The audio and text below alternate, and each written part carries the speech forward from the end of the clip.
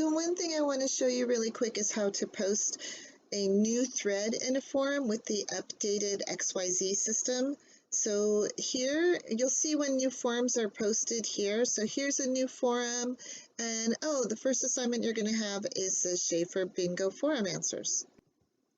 So you click on this, you can read through my information, but it doesn't give me the opportunity to make a new thread. It gives you reply, but not make a new thread.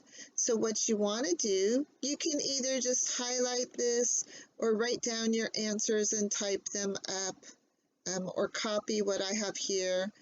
And then what you will do is you come back up to forums and then go to the Bingo Welcome Forum. And then here you push Add New Thread. So you add a new thread.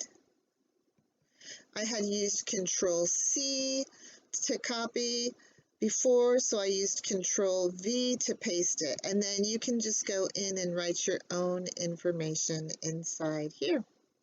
And then push Post Thread. And that is how you do posting your own thread. So the trick will be to go back up into forums, and then here are all the different forums that we have listed for this quarter.